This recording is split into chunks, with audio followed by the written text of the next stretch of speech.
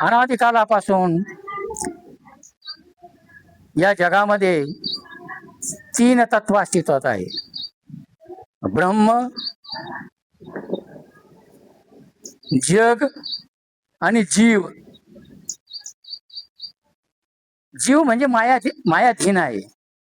म्हणजे ब्रह्म, माया, जगत म्हणजेच माया आणि जीव, हे तीन तत्व अनादिकालापासून अस्तित्वात आहे. तर ब्रह्म म्हणजे काय? तर ब्रह्मचं स्पष्टीकरण आपल्याला द्यायचं आहे की ब्रह्म कशाला म्हणतात.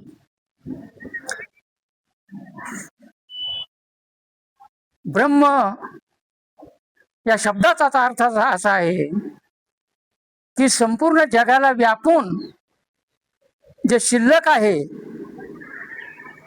जगत व्यापून जे शिल्लक आहे, प्रत्येक जीवामध्ये ब्रह्माचा अंश आहे आणि ते व्यापून सुद्धा ब्रह्म शिल्लक आहे. म्हणजे सूक्ष्म अशा प्रकारचं जे काही ब्रह्माचं स्वरूप आहे, ब्रह्माचं स्वरूप एक नाही आहे. ब्रह्म अत्यंत सूक्ष्म आहे. सूक्ष्म तत्वात विज्ञेय दुरश्च चांतिक्यच्च तत.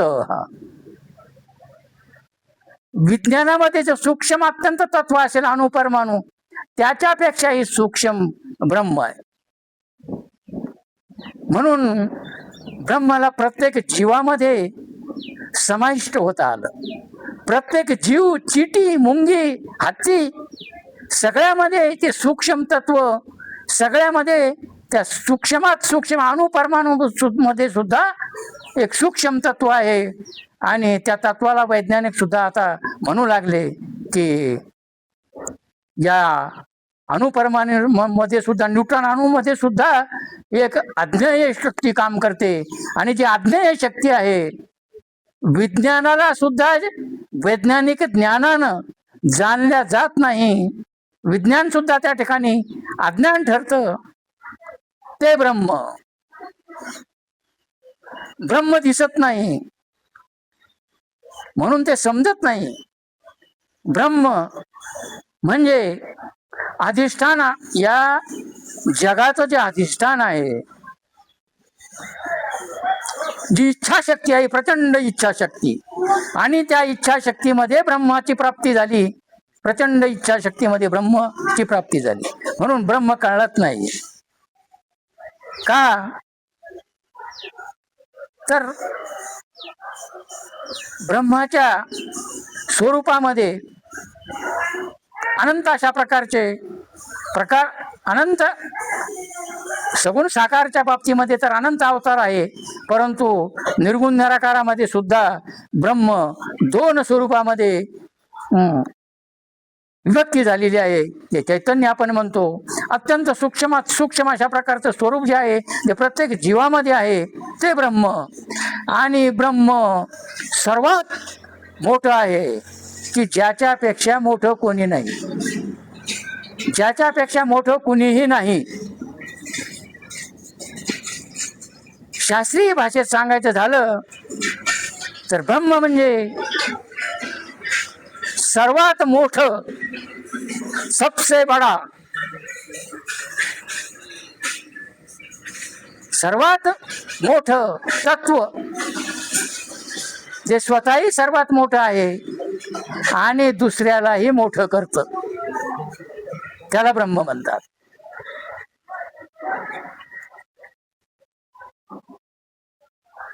ब्रह्म जीवालाही मोठं करतं, आपल्या बरोबरीच करतं, ते ब्रह्म.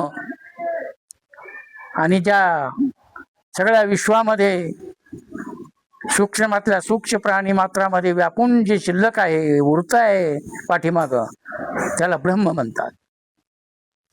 ब्रह्मैव ब्रह्मविद् भवति. म्हणून यो ब्रह्माणं विदधातु पूर्वं यो वेदाश्च प्रहिणोति तस्मै तत्मात्म देवमात्म बुद्धी प्रकाशम. आणि त्या ब्रह्माच्या प्रकाशानं, ब्रह्म प्रकाश चैतन्य आपण ज्याला म्हणतो, तर त्या ब्रह्माच्या प्रकाशानं जीवाच्या मनबुद्धी इंद्रियामध्ये प्रकाश पडतो आणि त्या प्रकाशानं जीव त्या ब्रह्माला जाणू शकतो. ब्रह्माला कोणी जाणू शकत नाही. कारण का तर ब्रह्म दिव्य आहे. हे ब्रह्माचं स्वरूप. आता ब्रह्म दिव्य आहे, ब्रह्म सर्वज्ञ आहे, ब्रह्म व्यापक आहे, ब्रह्म शासक आहे, ब्रह्म ज्ञेय आहे आणि ब्रह्म न्याय आहे. जीव अल्पज्ञ आहे, जीव अप्रकाशित आहे, जीव भौतिकवादी आहे आणि जीव अशास्त्र आहे, जीव मायाधीन आहे. भगवंत मायाधीश आहे, ब्रह्म मायाधीश आहे, जीव मायाधीन आहे. त्यामुळं ब्रह्म कुणालाही आपल्या मनबुद्धी प्राकृत मनबुद्धी इंद्रियानं ब्रह्माला समजू शकत नाही, भगवंताला ओळखल्या जाऊ शकत नाही. तर याच्यासाठी ब्रह्माला ओळखण्यासाठी, जाणण्यासाठी ब्रह्म कुणाच्या सांगितल्यावर कळणार नाही, जाणल्यावर त्याला जाणावं लागेल. त्या मार्गाने आपल्याला चालावं लागेल. जे वेदांतानं मार्ग सांगितले, कर्मयोग, ज्ञानयोग, भक्तियोग, त्या मार्गाने चाला, मग ब्रह्म कळेल. आणि ब्रह्म या भौतिक मनबुद्धी इंद्रियाने आपल्याला जे काही आपले मन बुद्धी इंद्रिय आहेत, हे डोळे आहेत, कान आहेत, नाक आहे, ते भौतिक आहेत. भौतिक म्हणजे याच्या पासून जे दिव्य ब्रह्म आहे, तर प्राकृत मनोबुद्धी इंद्रियानं दिव्य अशा प्रकारच्या शक्तीचं ज्ञान होऊ शकत नाही. तर त्याच्यासाठी ब्रह्माची उपनिषदाने व्याख्या केलेली आहे. कठोर उपनिषद. आनंदो ब्रह्मेति व्यजानात आनंदात त्वयैव खल्विमानि भूतानि आनंदेन जातानि जीवन्ति आनंद प्रयत्नभिः सविशन्ति ता. आनंद ही ब्रह्म आहे, आनंद ही ईश्वर आहे, आनंद ही परब्रह्म आहे. परब्रह्म परधाम पवित्र परम भवान पुरुष शाश्वत दिव्य महादेव निज विभूम. भगवद्गीता. आनंद ही ब्रह्म आहे, हे ब्रह्माचं स्वरूप आहे. आनंद, प्रेम.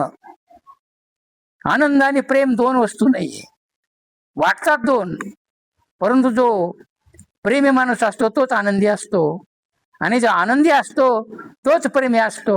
हा अकाटा सिद्ध सिद्धांत आहे. प्रेम वेगळा आहे आणि आनंद वेगळा आहे. म्हणून काही संप्रदायानं, काही फिलॉसॉफीनं, काही तत्वज्ञानानं प्रेमाला सुद्धा, प्रेम हेच भगवंताचं ब्रह्माचं स्वरूप आहे असे सुद्धा सिद्धांत मांडले. ज्याच्यामध्ये जैन दर्शन आहे, बौद्ध दर्शन आहे, चर्वाक सुद्धा आहे. चर्वाक म्हणजे यावम जीवत सुखम जीवत ऋणकत्वा घी पिबेत. चर्वाक एक दर्शन आहे या ठिकाणी. मी जसं 6 दर्शन सांगितले वेदांताच्या याच्यामध्ये, तर जे आपल्या भारतीय फिलॉसॉफीमध्ये, तत्वज्ञानामध्ये अजून 3-4 दर्शन आहेत, ज्याच्यामध्ये बौद्ध दर्शन, जैन दर्शन आणि चर्वाक सुद्धा आहे. चर्वाक म्हणजे चर आणि वाक. चर म्हणजे खा प्या मजा करा, त्याला चर्वाक म्हणतात.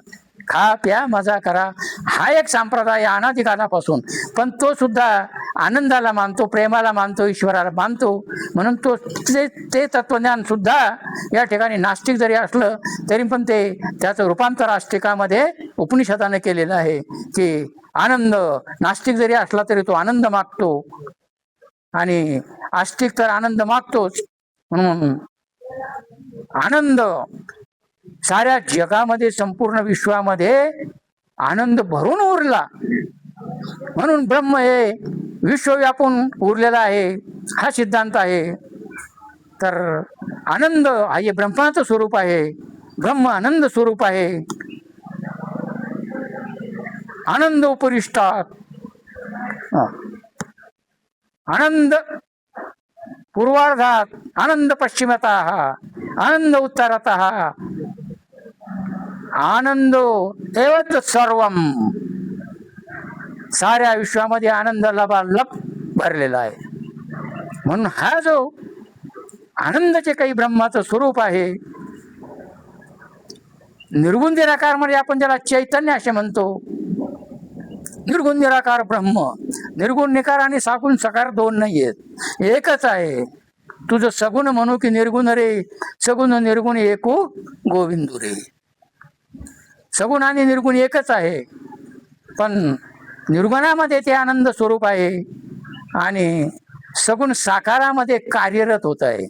जसं सगुण साकार होताना ब्रह्माचं 3 स्वरूप बनते, सतब्रह्म, चितब्रह्म, आनंद ब्रह्म. ते सगुण साकार कार्य करतं. भक्ती, ज्ञान, वैराग्य, कर्म, तर हे ब्रह्माचं स्वरूप आहे.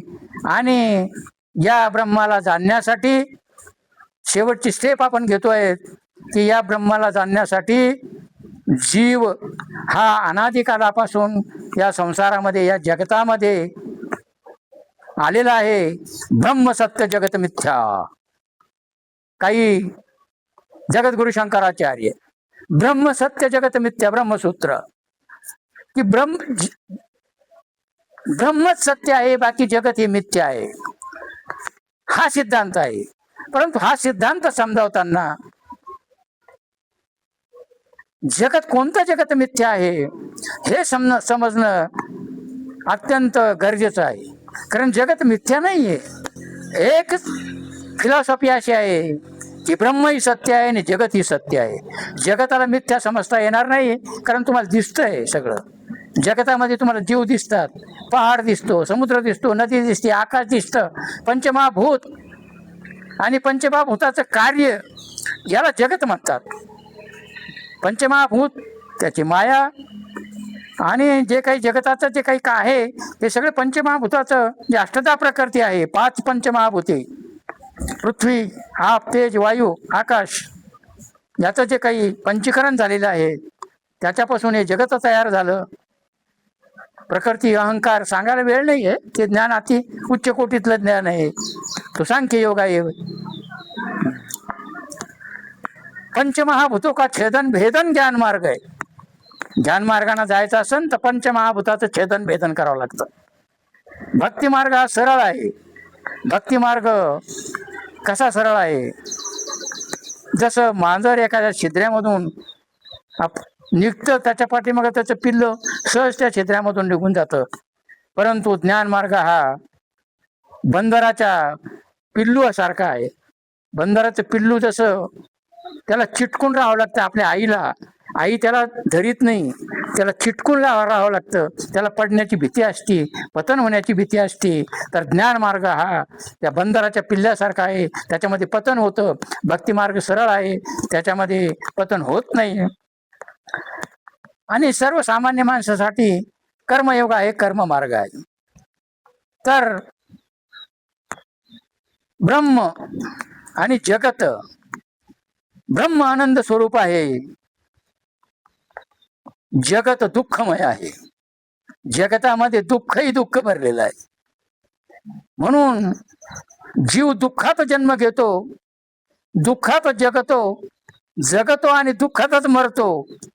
पण ज्ञानेश्वरांनी म्हटल्याप्रमाणे मृत्यूलोकी सुखाची कहाणी ऐके जाईल कवनाचे श्रवणी, जैसी सुखनिद्रा अंथरुणी इंगळाच्या. म्हणजे मृत्यूलोकी सुखाची कहाणी कोणी ऐकू शकत नाहीये. या ठिकाणी जी निद्रा आहे, मृत्यूलोकी सुखाची कहाणी ऐकायला कवानाची श्रवणी, जैशी सुख निद्रा अंथरुणी इंगळाच्या. आपण अंथरून टाकलेलं आहे झोपायला आणि चौकडून इंगळ्या आहेत, इंगळ्या. आणि त्या इंगळ्या चौकून असल्यामुळं त्याला झोप येणार नाही. म्हणजे जीवाला ज्या विषयरूपी इंगळ्या आहेत, त्या विषयरूपी इंगळ्या सतत दुःख भोगायला लावतात आणि जीव आनंद प्राप्त करण्याचा प्रयत्न करतो, परंतु तो आनंद मार्गाकडे जाऊ शकत नाही.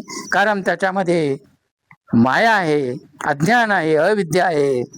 तर ती अविद्या आणि ती माया जीवाला जगतामध्येच गुरफाटून ठेवते आणि ईश्वराकडे जात नाही. म्हणून सर्वप्रथम आमचं मन हे जगतामध्ये जे आसक्त झालेलं आहे, संसारामध्ये जे आसक्त झालेलं आहे अनादिकालापासून, अनंत जन्मापासून, म्हणून ते संसारापासून विरक्त होत नाही. आणि जोपर्यंत मन संसारामधून विरक्त होत नाही, त्याची आसक्ती जात नाही, तोपर्यंत ते मन ईश्वराकडे वळत नाही. म्हणून पहिल्या प्रथम आपल्याला मनाला संसारापासून विरक्त करण्याची आवश्यकता आहे. त्याच्यासाठी संसाराचाही अभ्यास असला पाहिजे. आणि संसार दोन प्रकारचा आहे. मी आत्ताच सांगितलं की जे जगत आहे ते दोन प्रकारचं आहे. जे एक स्थूल आहे आणि सूक्ष्म आहे. स्थूल संसार आहे, सूक्ष्म जगत आहे. तर ब्रह्म सत्य आणि जगत मिथ्या हा सिद्धांत चुकीचा आहे. तर ब्रह्मही सत्य आहे आणि जगतही सत्य आहे. जे मिथ्या जगत आहे ते वेगळं आहे. ते कोणतं आहे? ते वासनात्मक जगत आहे. जे मिथ्या आहे ते सूक्ष्म वासनात्मक जगत ते मिथ्या आहे. हे जे तुम्हाला दिसतंय हे सत्यमय जगत आहे. आणि जे वासनात्मक आहे, आमची जी मन आहे, इंद्रिय आहे, जी बुद्धी आहे, हे वासनात्मक जे मन आहे, जो त्याच्यामुळं वासनात्मक संसार निर्माण होतो, तो संसार मिथ्या आहे. ते जगत मिथ्या आहे. तुम्हाला जे दिसतं, तुम्ही ज्या जगतात वावरता ते जगत सत्य आहे. कारण का? तर ते जगत भगवंतानं निर्माण केलेलं आहे. आणि जे जगत भगवंतानं निर्माण केलेलं आहे ते मिथ्या असू शकत नाही. ते सत्य आहे.